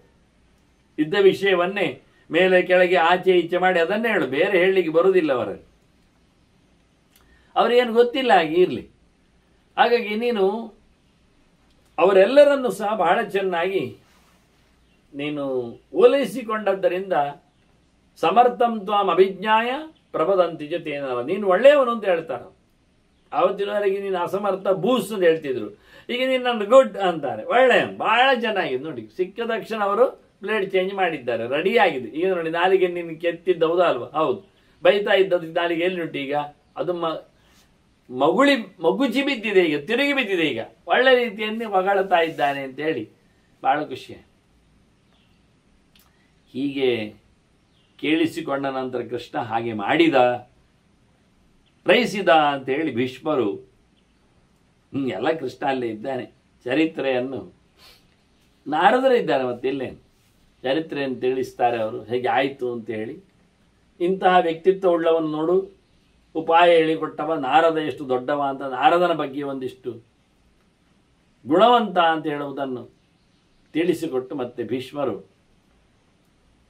ಕನ್ಕ್ಲೂಷನ್, ಒಟ್ಟು ಮೊತ್ತ ಏನು ವಿಷಯ ಅನ್ನೋದರ ಬಗ್ಗೆ ತನ್ನ ಒಂದು ಮಾತನ್ನು, ಉಪದೇಶವನ್ನು ಹೇಳ್ತಾರೆ. ಸರ್ವಧರ್ಮ ಹಿತೇ ಯುಕ್ತ ಸತ್ಯಧರ್ಮ ಪರಾಯಣ ಅಂತವರು ಲೋಕಪ್ರಿಯತ್ವಂ ಗಚ್ಚಂತಿ, ವಿಶೇಷವಾಗಿ ಜ್ಞಾನ ವಿಜ್ಞಾನ ಕವಿದ, ಎಲ್ಲಿ ಯಾವ ರೀತಿಯಲ್ಲಿ ಬದುಕಿರಬೇಕು ಎನ್ನುವುದನ್ನು ಚೆನ್ನಾಗಿ ಅರಿತವರು, ಇಷ್ಟಾಗಿಯೂ ದೇವರಿಗೆ ಮೋಸ ಮಾಡದವರು, ಲೋಕದ ಜ್ಞಾನವನ್ನು ದೇವರ ಜ್ಞಾನವನ್ನು ಚೆನ್ನಾಗಿ ಪಡೆದು ನಿಂತವರು, ಅವರು ಲೋಕಕ್ಕೆ ಇಷ್ಟ ಆಗುವ ಹಾಗೆ ಬದುಕ್ತಾರೆ, ಇಡೀ ಜಗತ್ತನ್ನು ಗೆಲ್ತಾರೆ. ಆ ಲೆಕ್ಕಾಚಾರದಲ್ಲಿ ಅವರು ಎಲ್ಲ ಪ್ರಕಾರದ ಧರ್ಮದಲ್ಲಿ ನೆಲೆಗೊಂಡಿದ್ದಾರೆ. ಏಕದೇಶ ಧರ್ಮ ಮಾಡುವುದಲ್ಲ ಅವರು. ಹಾಗಾಗಿ ಅವರಿಗೆ ಪೂರ್ಣ ಪ್ರಮಾಣದ ಯಶಸ್ಸು ಸಿಗ್ತದೆ. ಸತ್ಯ ಮತ್ತು ಧರ್ಮ ಇದೆರಡು ಪ್ರಧಾನವಾದಂತಹ ಘಟ್ಟಗಳು. ಸತ್ಯೇಚ ಧರ್ಮೇಚ ರಥ ಸದೈವ ಅಂತೇಳಿ ಪ್ರಾಣತತ್ವಕ್ಕೆ ಅದನ್ನು ಹೆಚ್ಚು ಉಲ್ಲೇಖ ಮಾಡ್ತಾರೆ. ಭಾಗವತ ಆರಂಭದಲ್ಲಿಯೇ ಸತ್ಯಂಬರಂ ಧೀಮಹಿ ಧರ್ಮ ಪ್ರೋಜ್ಜಿತ ಕೈತವ ಅಂತೇಳಿ ಸತ್ಯ ಮತ್ತು ಧರ್ಮವನ್ನು ಉಲ್ಲೇಖ ಮಾಡಿದೆ. ಆದ್ದರಿಂದ ಭಗವಂತ ವಿಶೇಷವಾಗಿ ಎಲ್ಲರಲ್ಲಿ ನೆಲೆಗೊಂಡಿದ್ದಾನೆ ಎನ್ನುವ ನೆಲೆಯಲ್ಲಿ ನಾವು ಬದುಕಿದರೆ ಬಹಳ ದೊಡ್ಡ ಮಟ್ಟಿನ ಸಾಧನೆಯನ್ನು ಮಾಡಿದಂತೆ ಅಂತ ಹೇಳಿ ಎಲ್ಲ ಒಟ್ಟು ವಿಷಯಗಳ ಗುಣವಂತಿಕೆಯ ಬಗ್ಗೆ ಮಾತನ್ನು ಭೀಷ್ಮರು ನಾರದರ ಎತ್ತರದಲ್ಲಿ ನಮ್ಮ ಎತ್ತರವನ್ನು ಗಳಿಸುವಂತೆ ಧರ್ಮರಾಜನು ಹೇಳುತ್ತಾನೆ. ಧರ್ಮರಾಜ ಮತ್ತು ಪ್ರಶ್ನೆ ಹಾಕ್ತಾನೆ, ಅಲ್ಲ ನನಗೆ ನೀವೊಮ್ಮೆ ಹೇಳಿದ್ರಿ, ಹೌದು, ಭೃಗು ಋಷಿಗಳು ಹೇಳಿದ್ದು ಭರದ್ವಾಜರಿಗೆ ಕೇಳಿಸಿಕೊಂಡದ್ದು ಸ್ವಲ್ಪ ನನಗೆ ಜಾಸ್ತಿ ಬೇಕೀಗ. ತಥೋ ಭೂಯಸ್ತು ಪಶ್ಯಾಮಿ, ತಥೋ ಭೂಯಸ್ತು ಪೃಚ್ಛಾಮಿ, ನಾನು ನಿಮ್ಮ ಹತ್ರ ಇನ್ನೂ ಮತ್ತು ಜಾಸ್ತಿ ಕೇಳುತ್ತೇನೆ. ನನಗೆ ಅದರ ಬಗ್ಗೆ ಎಲ್ಲ ಆದ್ಯಂತಂ ಸರ್ವಭೂತಾನಾಂ ಜ್ಞಾತುಮಿಚ್ಛಾಮಿ ಕೌರವ. ಈ ಜೀವಜಾತಗಳ ಜಗತ್ತಿನ ಆಗು ಹೋಗು, ಬಂದದ್ದು ಹೋಗುವುದು, ಸೃಷ್ಟಿ ಸಂಹಾರಗಳ ಬಗ್ಗೆ ನನಗೆ ವಿಷಯವೇ. ಅದರ ಎಡೆಯಲ್ಲಿ ಧ್ಯಾನಂ ಕರ್ಮಚ ಕಾಲಂಚ, ಅವರು ಚಿಂತನೆ ಮಾಡುವ ಪ್ರಕಾರಗಳು, ಸಮಯದ ಚಿಂತನೆ, ಮಾಡಬೇಕಾದ ಕೆಲಸಗಳು, ಇದನ್ನೆಲ್ಲ ಹೇಳ್ತಾ ತಥೈವ ಆಯುಹು ಯುಗೆ ಯುಗಿ, ಯಾವ ಯಾವ ಯುಗದಲ್ಲಿ ಎಷ್ಟೆಷ್ಟು ಆಯುಷ್ಯಗಳಿರ್ತವೆ ಅಂತ ಕರ್ಮಗಳಾಗ್ತವೆ, ಇದರ ಬಗ್ಗೆ ನನಗೆ ಬೇಕು ಮಾಹಿತಿ. ಲೋಕದತ್ವಂಚ ಕಾರ್ಸ್ನೇನ, ಇಡೀ ಲೋಕದ ಕಥೆ ಏನು ಅನ್ನುವುದು ನನಗೆ ಪೂರಾ ಹೇಳಬೇಕು. ಭೂತಾನಾಂ ಆಗದಿಂಗದಿ, ಪ್ರತಿಯೊಂದು ಜೀವಜಾತಗಳ ಬರುವಿಕೆ ಹೇಗೆ, ಹೋಗುವಿಕೆ ಹೇಗೆ, ಅವುಗಳ ಸಾಧನೆಯಂತೂ, ಅದರೊಟ್ಟಿಗೆ ಅವುಗಳ ಸೃಷ್ಟಿ ನಾಶ,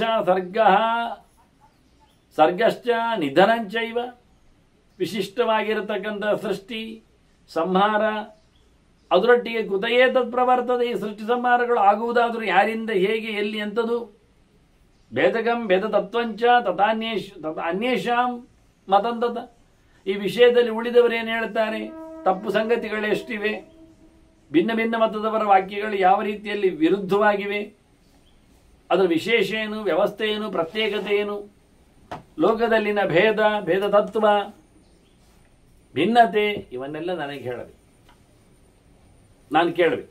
ಅದರೊಟ್ಟಿಗೆ ಅವಸ್ಥಾ ತ್ರಿತಯಂಚೈವ, ಅದರೊಟ್ಟಿಗೆ ಅವಸ್ಥೆಗಳು, ಎಚ್ಚರ ನಿದ್ದೆ ಕನಸು, ಯಾರಿಂದ ಹೇಗೆ, ಯಾರಿಗೆ ಎಂಥದ್ದು ಎಲ್ಲ ಆಗ್ತದೆ, ಇದರ ಬಗ್ಗೆ ಎಲ್ಲ ನನಗೆ ವಿಸ್ತಾರವಾಗಿ ತಿಳಿಸಿ ಅಂತ ಮತ್ತೊಮ್ಮೆ ಹಿಂದೆ ಕೇಳಿದ್ದೇನೆ ಅಂತ ಹೇಳ್ತಾನೆ. ಕೇಳಿಕೊಂಡು ಆಗ ಭೀಷ್ಮರು ಹೇಳುತ್ತಾರೆ, ನಾನು ಹೇಳುತ್ತೇನೆ, ಇದೇ ಸಂಗತಿಯನ್ನು ವ್ಯಾಸರು ಹೇಳಿದ್ದಾರೆ. ಯಾರಿಗೆ? ಅವನ ಮಗನಿಗೆ, ಶುಕನಿಗೆ. ಶುಕನು ಕೇಳಿದ್ದಾನೆ ಅವನ ಹತ್ರ ಬಂದು, ಅಧ್ಯಯನ ಮಾಡಿಕೊಂಡು ಬಂದವ, ಅಧ್ಯಯನದಲ್ಲಿ ನೆಲೆಗೊಂಡವ ಶುಕ, ಅವನ ಮಗ ಅವನು ಕೇಳಿದ್ದಾನೆ ಸಂಗತಿ ವೇದವ್ಯಾಸರಲ್ಲಿ ಬಂದು.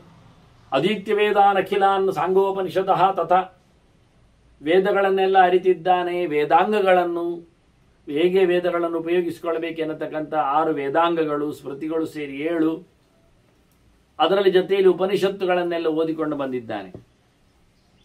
ಹಾಗಾಗಿ ಅನ್ವಿಚ್ಛನ್ ನೈಷ್ಠಿಕಂ ಕರ್ಮ ಧರ್ಮ ನೈಪುಣ ದರ್ಶನಾತ್, ನಿಜವಾದ ನಿಪುಣ ಧರ್ಮ ಯಾವುದು, ಗಟ್ಟಿ ಧರ್ಮ ಯಾವುದು ಎನ್ನುವುದನ್ನು ಧರ್ಮದಲ್ಲಿನ ನಿಪುಣತೆಯನ್ನು ಚೆನ್ನಾಗಿ ಕಲಿತವ, ನೋಡಿಕೊಂಡವ, ಅದನ್ನು ನಡೆಸಬೇಕಾದ ರೀತಿಯನ್ನು ಅರಿತುಕೊಂಡವ, ಅವನು ಬಹಳ ಸ್ಪಷ್ಟವಾಗಿ ಕರ್ಮದ ನಿಷ್ಠೆಯಲ್ಲಿದೆ, ಅದರ ಗುರಿ ಹೇಗಿದೆ, ಯಾವತ್ತು ಕರ್ಮ ಬಂಧನ ಆಗುವುದಿಲ್ಲ ಅನ್ನುವುದರ ಬಗ್ಗೆ ಚೆನ್ನಾಗಿ ತಿಳಿದು ಕೇಳಿಕೊಳ್ಳುತ್ತಾ ಇದ್ದಾನೆ. ಪಪ್ರಚ್ಛ ಸಂಶಯಮಿಮಂ, ಚಿನ್ನ ಧರ್ಮಾರ್ಥ ಸಂಶಯ. ಯಾರಲ್ಲಿ ಪ್ರಶ್ನೆ ಕೇಳುವುದಂದ್ರೆ ಯಾರಿಗೆ ಪ್ರಶ್ನೆ ಅಲ್ಲವೋ, ಯಾರಿಗೆ ಉತ್ತರ ಗೊತ್ತಿದೆ ಅವನತ್ತು. ಇವನಿಗೆ ಅದರ ಬಗ್ಗೆ ಸಂಶಯ ಇದೆ ಅಂದಾಗ ಸಂಶಯ ಇಲ್ಲದವ ಅವನಪ್ಪ ವೇದವ್ಯಾಸರು. ಹಾಗಾಗಿ ಕೃಷ್ಣದ್ವೈಪಾಯನರ ಹತ್ರ ಅವರು ಪ್ರಶ್ನೆ ಕೇಳಿಕೊಳ್ಳುತ್ತಾನೆ ಬಹಳ ಚೆನ್ನಾಗಿ. ವ್ಯಾಸರದಕ್ಕೆ ಉತ್ತರ ಕೊಡುತ್ತಾರೆ. ಪ್ರಶ್ನೆ ಕೇಳುವಾಗ ಶುಕಾಚಾರ್ಯರು ಸ್ವಲ್ಪ ಸ್ಪಷ್ಟವಾಗಿ ಭೂತಗ್ರಾಮಸ್ಯ ಕರ್ತಾರಂ ಕಾಲಜ್ಞಾನೇ ಚ ನಿಶ್ಚಿತಂ, ಎಲ್ಲ ಸೃಷ್ಟಿಕರ್ತರೆಲ್ಲ ಅಂದರೆ ಮಡಕೆ ಮಾಡುವವನಿಗೆ ಸಮಯದ ಯೋಚನೆ, ಆ ವಸ್ತುವಿನ ಪರಿಜ್ಞಾನ ಅದ್ಯಾವುದಿಲ್ಲ. ಹಾಗಾಗಿ ದೇಶದ ಕಾಲದ ಎಚ್ಚರವನ್ನು ಪಡೆದು ಜಗತ್ತಿನ ಸೃಷ್ಟಿಯನ್ನು ಮಾಡತಕ್ಕಂತಹ, ಇಡೀ ಜಗತ್ತಿನ ನಿರ್ಮಾಣ ಮಾಡತಕ್ಕಂಥ ವ್ಯಕ್ತಿಯ ಬಗ್ಗೆ ನನಗೆ ಬೇಕು. ಅದರೊಳಗೆ ಜ್ಞಾನಂ ಬ್ರಹ್ಮಚ ಯೋಗಂಚ, ತಿಳಿಯಬೇಕಾದ್ದು ಅದಕ್ಕೆ ಮಾಧ್ಯಮವಾದ ವೇದ ಅಂದರೆ ಸಂಗತಿ, ಅದಕ್ಕೆ ಮಾಧ್ಯಮವಾದ ವೇದ, ಅದರಿಂದ ವಾಚ್ಯನಾದ ಭಗವಂತ, ಅವನ ಸಂಬಂಧ, ಇದು ನನಗೆ ಬೇಕು. ವೇದ ಯಾರನ್ನು ಹೇಳುತ್ತದೆ, ವೇದ ಏನು ವಿಷಯವನ್ನು ತಿಳಿಸಿದೆ, ಆ ವಿಷಯದಿಂದ ಯಾರು ವಿಷಯನಾಗಿದ್ದಾನೆ, ಇದು ವಿಶಿಷ್ಟವಾಗಿ ಲೋಕದಲ್ಲಿ ಇರತಕ್ಕಂಥ 3 ಪದಾರ್ಥಗಳು, 3 ವ್ಯವಸ್ಥೆಗಳು. ಈ ಜಗತ್ತು ತ್ರಿಗುಣದಿಂದ ಬದ್ಧವಾದದ್ದು, ಗುಣಾತ್ಮಕ ವಿಧಾನ ಜಗತ್. ಆದ್ರಿಂದ ಇವನ್ನೆಲ್ಲ ಯಾರು ಹೇಗೆ ನೋಡ್ತಾ ಇದ್ದಾನೆ, ತ್ರಿತಯೇ ತು ಏನಂ ಆಯಾತಿ ತಥಾ ಹೇಶೋಪಿ ವಾ ಪುನಃ, ದೇವರು ಜೀವನನ್ನು ಈ 3ರಲ್ಲಿ ತಂದಿಟ್ಟಿದ್ದಾನೆ. ಅವನು ತಿಳಿಬೇಕಾದರೆ ವೇದವನ್ನು ಪಡೆಯಬೇಕು, ವೇದದಿಂದ ಅವನು ಯಥಾ ಪ್ರಕಾರದಲ್ಲಿ ಕರ್ಮ ಪದ್ಧತಿಯನ್ನು ನಡೆಸಬೇಕು. ಹೇಳಿದೆ ಅಂತ ಆಗುವುದಿಲ್ಲ, ಏನು ಹೇಳಿದೆ ಅಂತ ತಿಳ್ಕೊಂಡ್ರೆ ಆಗುವುದಿಲ್ಲ, ಏನು ಹೇಳಿದೆ ಅಂತ ತಿಳ್ಕೊಂಡ ನಂತರ ಅದನ್ನು ನಡೆದರೆ ಆಗುವಂಥ. ಈ ರೀತಿಯಾಗಿ 3ರ ಮರಿಯಾಗಿ ಜೀವನನ್ನು ತಂದಿದ್ದಾನೆ ದೇವರು. ಅವನು ಬಂದಿದ್ದಾನೆ ಮತ್ತೆ ಇಲ್ಲಿಗೆ. ಹಾಗೆ ಹೇಗೆ ಬಂದ, ಏನಾಯಿತು, ಕೇನೈವಚ ವಿಭಾಗಸ್ಯ, ಇದರ ವಿಭಾಗ ಯಾರಿಂದ, ಯಾವ ನಿಯಮನದಲ್ಲಿ ಆಗಿದೆ. ತುರಿಯೋ ಲಕ್ಷಣ ಇರುವಿನ, ದೇವರು ಕಾಣುವುದಿಲ್ಲ, ದೇವರು ಗೊತ್ತಾಗುವುದಿಲ್ಲ, ಈ ಲೋಕ ಗೊತ್ತಾಗ್ತದೆ, ದೇವರು ಕಾಣ್ತಾ ಇಲ್ಲ. ಹಾಗಾಗಿ ಜ್ಞಾನಜ್ಞೇಯಾಂತರೇ ಕೋಸವು, ಇದರ ಭೇದ ಏನು, ಇದರ ತಿಳ್ಕೊಳ್ಳಿಕ್ಕೆ ಕ್ರಮ ಹೇಗೆ, ಇದರ ನಡು ಎಂಥದ್ದು, ವಿಶೇಷ ಏನದು, ಏನು ತಿಳ್ಕೊಳ್ಳಿಕ್ಕೆ, ಯಾರು ತಿಳಿಯಲ್ಪಡಬೇಕಾದವನು, ಜ್ಞೇಯ ಯಾರು, ನಾರಾಯಣಂ ಮಹಾಜ್ಞೇಯ ಹೇಳಿದಾಗೆ ಅಂತ ಜ್ಞೇಯನ ಬಗ್ಗೆ, ಜ್ಞಾನದ ಬಗ್ಗೆ ಶುಕಾಚಾರ್ಯರು ಕೇಳ್ತಾರೆ. ಕೋಯಂ ಭಾವಸ್ತು ಭೇದವತ್, ಭೇದ ಉಂಟು ವಸ್ತುವಿನಲ್ಲಿ, ಆ ವಸ್ತುವಿನಲ್ಲಿರತಕ್ಕ ಧರ್ಮಗಳೇನು, ಪ್ರತಿ ವ್ಯಕ್ತಿಯಲ್ಲಿ ಭೇದ ಇದೆ, ಇತರ ಭೇದ, ಇತರ ವಸ್ತುಗಳಿಂದ ಭಿನ್ನನಾಗಿ ಅವನು ತನ್ನನ್ನು, ಆ ವಸ್ತು ತನ್ನನ್ನು ತೋರಿಸಿಕೊಡ್ತದೆ. ಹಾಗಾಗಿ ಭೇದವತ್ ಆದ ವಸ್ತು, ಅದರ ಭಾವ ಗುಣಧರ್ಮಗಳು ಎಂಥದ್ದಿರುತ್ತದೆ. ಯಜ್ಞಾನಂ ಲಕ್ಷಣಂಚೈವ ದೇಶಾಂ, ಜೀವರ ಬದುಕಿನ ಬಗೆ ಏನು, ಅವರ ಲಕ್ಷಣ ಹೇಗೆ, ಅದರ ಬಗ್ಗೆ ನನಗೆ ಬೇಕು. ಇದನ್ನೆಲ್ಲ ನೀವು ನನಗೆ ತಿಳಿಸಿಕೊಡಬೇಕು.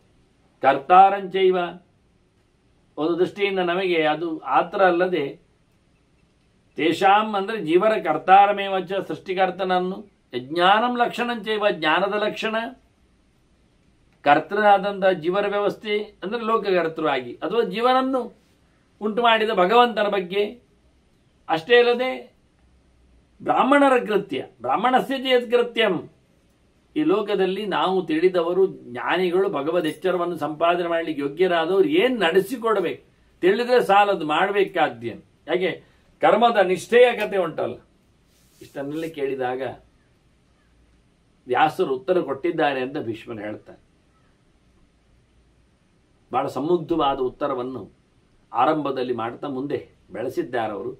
ಜಗತ್ತು ಎರಡು ರೀತಿಯಿಂದ ಕಾಣುತ್ತದೆ, ತಿಳಿಯಲಿಕ್ಕೆ ಬರ್ತದೆ. ಕೆಲವರಿಗೆ ಇದರ ಕಾರಣ ಗೊತ್ತಾಗದೆ ಕಾರ್ಯವನ್ನೇ ನೋಡಿ ಎಲ್ಲಿ ಎಲ್ಲಿ ಏನು ಅಂತ ಹುಡ್ಕೊಂಡು ಹೋಗ್ತಾರೆ. ಅದರಿಂದ ಕಾರ್ಯಾದಿ ಕಾರಣ ಅಂತ ಬಂದದ್ದು ನೋಡಿ ಮಗುವನ್ನು ನೋಡಿ ಅಪ್ಪ ಯಾರು ಅಂತ ಕೇಳ್ತಾರೆ. ಕೆಲವರು ಅಪ್ಪನ ನೋಡಿ ಮಗು ಎಲ್ಲಿ ಅಂತ ಕೇಳ್ತಾರೆ. ಹೀಗಾಗಿ ಎರಡನ್ನೂ ಗುರುತಿಸುವ ಕ್ರಮ ಇರ್ತದೆ, ನೋಡ್ಲಿಕ್ಕೆ ಬೇಕಾಗಿದೆ. ಯಾವುದು ಸರಿ ಯಾವುದು ತಪ್ಪು ಹೇಗೆ ತಿಳಿಬೇಕಾದ್ದು ಅಂತ. ಕಾರ್ಯಾಂತಂ ಕಾರಣಾಧಿಕಂ ಜ್ಞಾನಂ. ಕಾರಣ ಸತ್ತೋಗಿರ್ತದೆ, ಕಾರ್ಯ ಮಾತ್ರ ಆಗಿರ್ತದೆ. ಅಲ್ಲಿ ಕೆಲವೊಮ್ಮೆ ಬೀಜ ಇಲ್ಲ ಆಗ್ತದೆ, ಮರ ಕಾಣ್ತದೆ. ಹೀಗಾಗಿ ಇದನ್ನೆಲ್ಲ ತಿಳಿಬೇಕಾದ್ದು, ಇದನ್ನೆಲ್ಲ ತಿಳ್ಕೊಳ್ಬೇಕು. ಜ್ಞಾನಂ ತದ್ಭಯಂ ವಿತ್ವ ಸತ್ಯಂಚ ಪರಮಂ ಶುಭಂ. ಅದಕ್ಕೆ ಪರಮೋಚ್ಚನಾದ ಭಗವಂತನು ಇಲ್ಲಿ ಎಲ್ಲಿಯೂ ಸಹ ಸಿಕ್ಕಿ ಬೀಳದವನು, ಕರ್ತೃವಾಗಿಯೂ ಕೈಯಲ್ಲಿ ಲೇಪಗೊಳ್ಳದವನು, ಯಾವತ್ತು ಇರುವವನು ಭಗವಂತನ ಬಗ್ಗೆ ಅದು ತಿಳ್ಕೊಳ್ಳಿಕ್ಕೆ ಉಂಟು. ಅವನನ್ನು ನೋಡಬೇಕಾಗಿದೆ. ಅವನನ್ನು ಬ್ರಹ್ಮ ಅಂತ ಕರೀತಾರೆ. ಬ್ರಹ್ಮೇತಿ ಚಾಭಿವಿಖ್ಯಾತಂ ತದ್ವೈ ಪಶ್ಯಂತಿ ಸೂರಯ. ಆ ಭಗವಂತನ ಪರಮಾತ್ಮನನ್ನು ಪೂರ್ಣನನ್ನು ತಿಳಿದವರು ಕಾಣುತ್ತಾರೆ, ಶಾಸ್ತ್ರಗಳಲ್ಲಿ ನೋಡಿದ್ದಾರೆ. ಅದರ ಬಗ್ಗೆ ನಾವು ಎಚ್ಚರಾಗಿ ಬಿಟ್ರೆ ಬ್ರಹ್ಮ ಯಾವ ರೀತಿಯಲ್ಲಿ ಜಗತ್ತನ್ನು ಸೃಷ್ಟಿ ಮಾಡಿದ್ದಾನೆ. ಬ್ರಹ್ಮ ತೇಜೋಮಯಂ ಭೂತಂ ಭೂತ ಕಾರಣಂ ಅದ್ಭುತಂ. ಈ ಜಗತ್ತಿನ ಕಾರಣನಾಗಿ ವಿಚಿತ್ರ ಸೃಷ್ಟಿಕರ್ತನೆನಿಸಿಕೊಂಡಂತಹ ಯಾವತ್ತೂ ಇರುವವನಾಗಿ ಏಕೋ ವಿಷ್ಣು ಮಹದ್ಭೂತಂ ಹೇಳಿದಾಗೆ ಅಂತ ಭಗವಂತ ಅವನು ತೇಜಸ್ವರೂಪನಿದ್ದಾನೆ ಅಂತ ಚಿಂತನೆ ಮಾಡು ಅಂತ ಹೇಳಿ ಒಂದಿಷ್ಟು ಸೃಷ್ಟಿಯ ಬಗ್ಗೆ ಅವನು ಕೇಳಿದ ಎಲ್ಲ ಪ್ರಶ್ನೆಗಳ ಬಗ್ಗೆ ಬಹಳ ಡಿಟೇಲ್ ಆಗಿ ಇನ್ನೊಂದು 4-6 ಅಧ್ಯಾಯಗಳಲ್ಲಿ ವೇದವ್ಯಾಸರು ಹೇಳುವ ನೇರ ಮಾತುಗಳು ಮಗನಿಗೆ ಶುಕನಿಗೆ ಹೇಳತಕ್ಕ ಚಿಂತನೆಗಳು ಸಿಗ್ತವೆ. ಅದನ್ನು ಮತ್ತೆ ಕೇಳುವ ವಂದನೆಗಳೊಂದಿಗೆ ಶ್ರೀಕೃಷ್ಣ ನಾರಾಯಣ ನಾರಾಯಣ ನಾರಾಯಣ.